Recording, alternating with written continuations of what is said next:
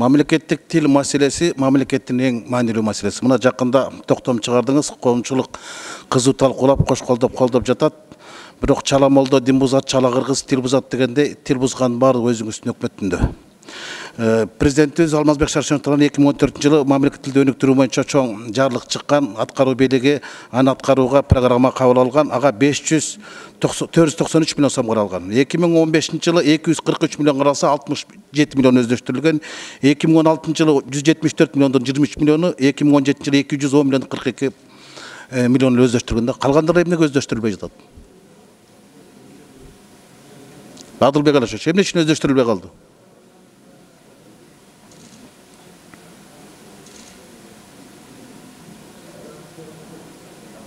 Комиссиясы каякта?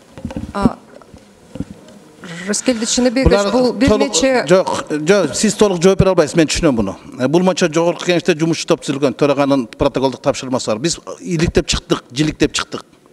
Улуттук тил комиссиясы менен Улуттук илимдер академиясы чыгарган китептер гана улуттук тилди өнүктүрүүгө арналган. Ал эми Маданият министрлиги менен Билим берүү министрлигине чегерилген акчалардын баардыгы кыргыз тилин өстүрө турган эмес, өлтүрө турган китептер чыгарган. Мына ушуну карап чыгыңыз. Менде далилдүү документтер бар, бир чакырсаңыз алдыңызга баарын жайып берем. Акчанын каралып атканын баардыгы булар жең ичинен эле басмакалар менен байланышып алып туруп, коррупциялык схемалар иштеп кеткен. Менин дагы бир суроом, Айыл чарба министрлиги 2017-жылдын планын кандай аткардыңар? 2017 урматтуу депутат, биз жылдын жыйынтыгы менен 102,7% өсүш темпи менен чыгабыз деп аракет кылып атабыз. Бюджетте каралган акча кандай каралган? Көбөйдүү азаюу мененби? Бюджеттен каралган акча толук эле аткарылды. Кыскарууларды эсептебегенде. Бияктагы документте 22 миллион көбөйтүү менен кабыл алынды. Сиздин унааңызды тейлөөгө 847 миллион сом кетиптир. Эмнеге? Түшүнбөдүм. 847 миллион сом кетиптир сиздин кызматтык унааңызды тейлегенге. А унааңыз өзү 1 миллион 600 миң сом экен. Ооба. 2016-жылкы счетный палатанын текшерүүсү менен ошондой чыгарылыптыр. Бул 2016-жылы текшерүүнүн негизинде.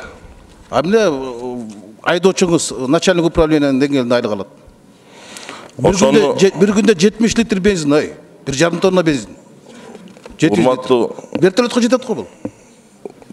2017-жылкы чыгашаларда андай чыгаша жок. 2016-жылы эсеп менен ушинтип чыгыптыр эми. Мен Дайыр Атакулович ушуну көзөмөлгө алсаңыз, интернетке чыкты. Аудитордун заключениясы корутундусу жүрөт. Булардын кызматтык унасын управдиялар менен баланста турат экен. А тейлегени ошактан. Рыскелди Чыныбекович. Айдоочусу 46 миң сом айлык алат экен. Бизден көп алат экен го. Биздин айдоочубуз жок го, жардамчыбыз да жок го. Бүгүнкү күндө айдоочунун айлыгы 14 миң сом. 2016-жылкы айдоочу менен иштеген жокмун мен бүгүн. 10 секунд кошуп бергечи. Мен 2016 ноябрда этегинде жумушка келгем. Бул маселени биз караган эмеспиз. Кечирип коесуз. Рахмат. Рыскелди Чыныбекович, мен сизге бир маалымат берип койсом, негизи Айыл чарба министрлигинде бир реформа өткөргөн атабыз да.